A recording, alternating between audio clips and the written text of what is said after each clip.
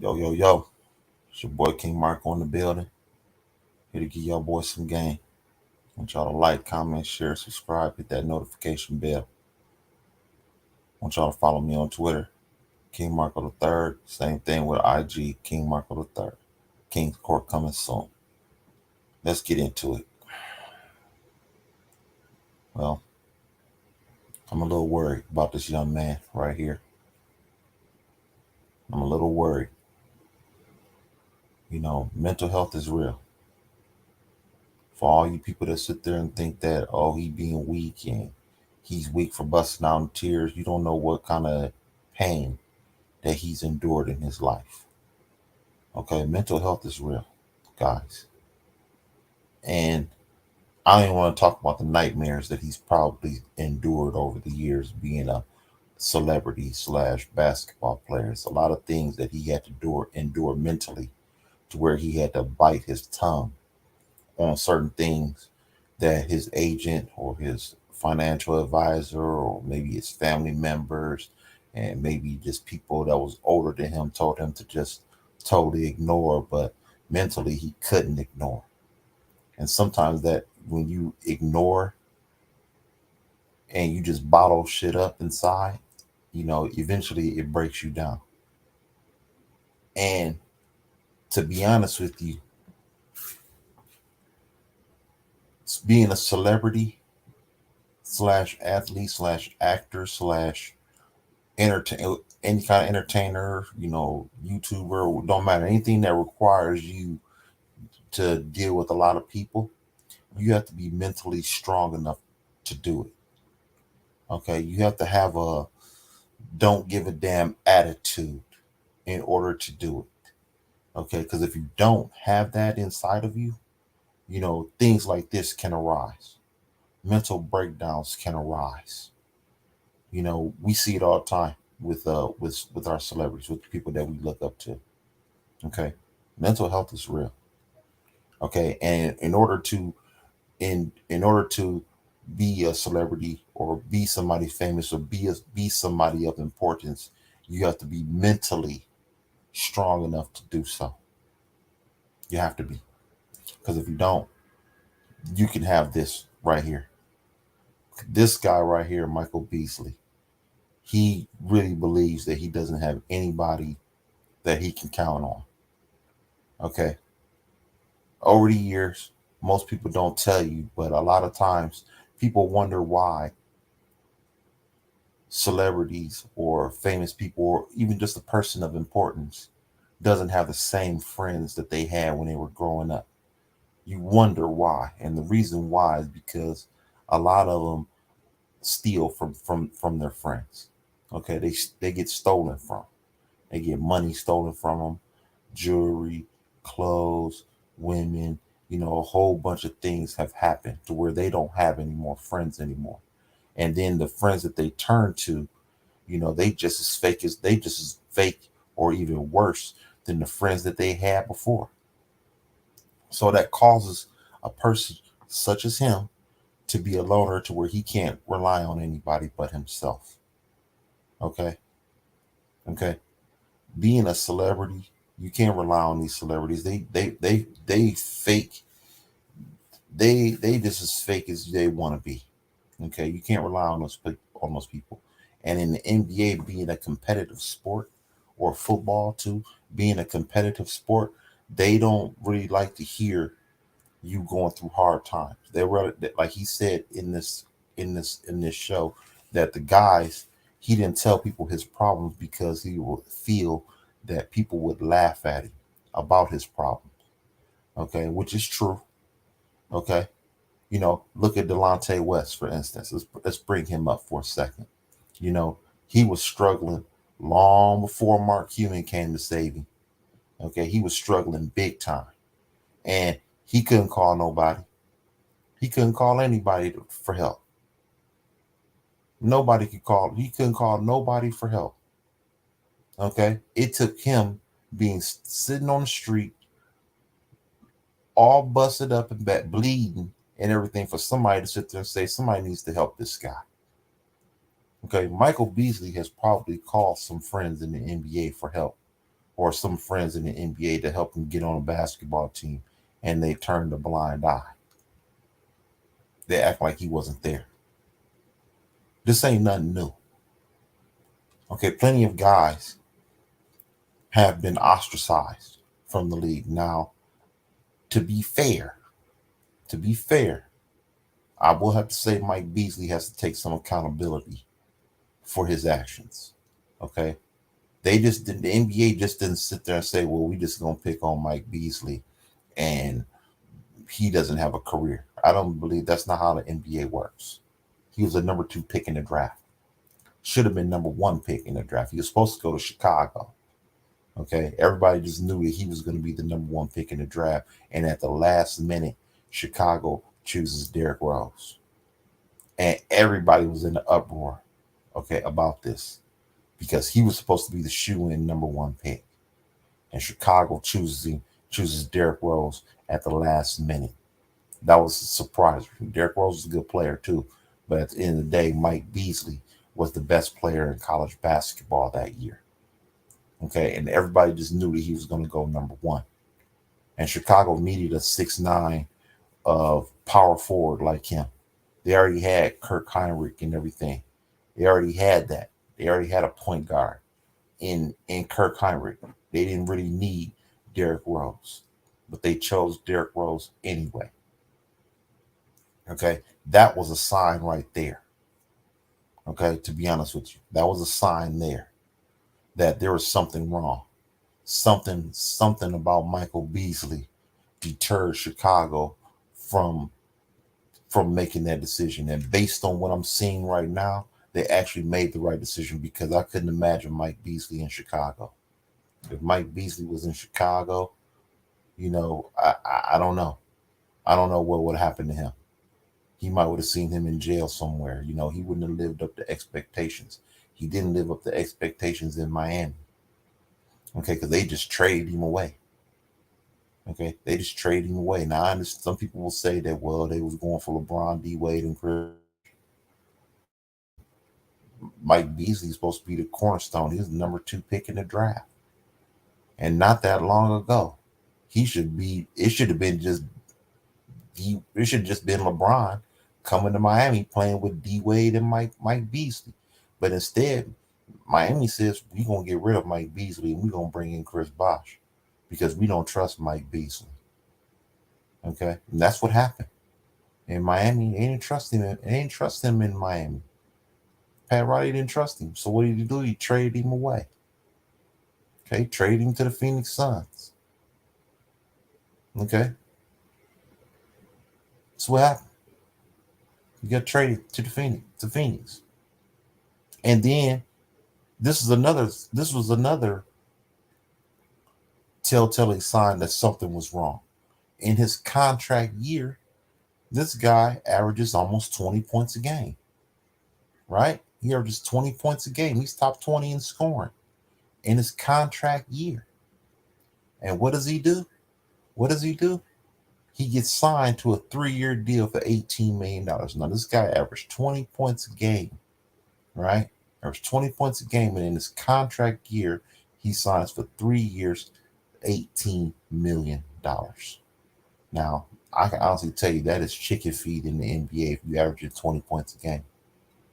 Okay, he should have gotten a 5-year contract for, $80 million. That's what Mike Beasley should have got.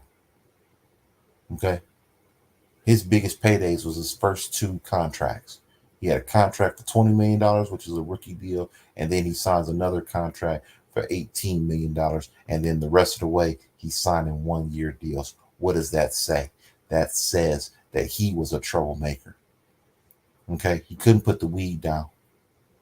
He couldn't put the weed down at all. So if you couldn't put the weed down, he was constantly missing practices, being late to practice. He was not a professional, okay, in his early careers. Now, he was not professional. If he was professional, averaging 19 points a game, they would have given him more money. But the team said, I'll be damned if I give him $80 million and this boy's missing practices, probably late to flights, probably ain't even coming down to the shoot around. There's a lot of things that's going on.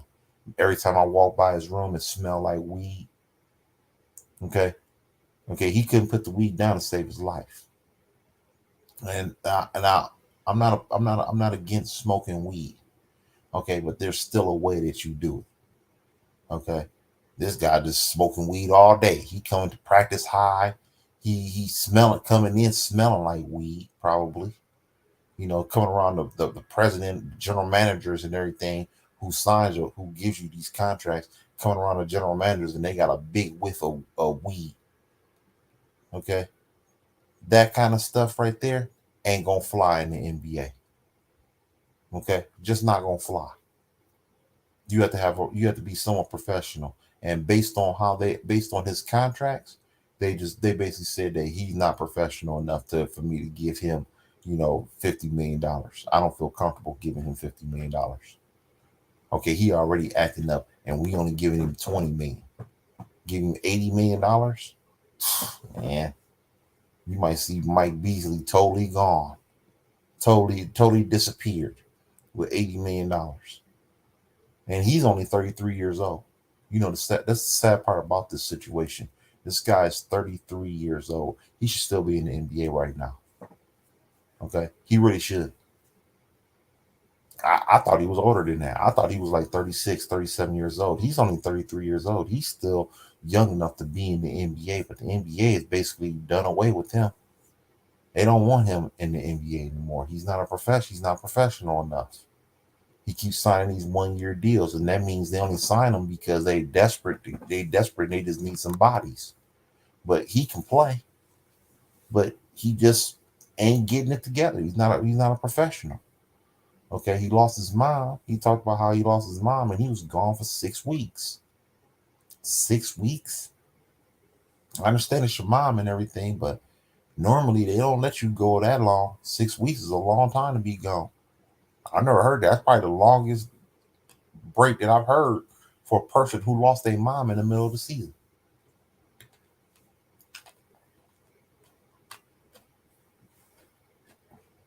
This ain't what's popping. Okay. Um, Me, I want y'all to see something about how there is no love in the NBA. Okay. Ain't no brotherhood in the NBA. Okay. There is no brotherhood. It's every man for themselves. And there. And for all the youngsters out there that's trying to be in the NBA, okay, I'm gonna tell you right here, right now, there is no brotherhood in the NBA. You better protect your money. Okay. You better protect it. Okay. And you better not be letting everybody handle your money.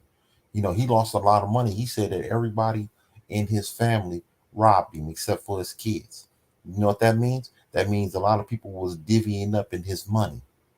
Okay, he was letting other people handle his money, and he shouldn't have been doing that. He should have took ownership of his own money, of his own finances. If you're not ready to take over the ownership of your own finances, then you are not ready to be in the NBA. You are not ready to be in the NFL. You are not ready to do anything of importance. If you're not willing to be held responsible for your own affairs, you have to be able to do that. If you're not willing to do that, if you're not capable of doing that, you don't belong there. You're going to get robbed blind. Okay, that's what's going to happen. You're going to be robbed blind in this world. And financial advisors and everybody else, they all look for it. They all love seeing those kind of men coming. They love seeing a guy who can't handle his own affairs. I want you to listen to what KD says. What he says about KD. What's you and KD's relationship like today? Do you guys talk? I mean, I don't talk to nobody right now.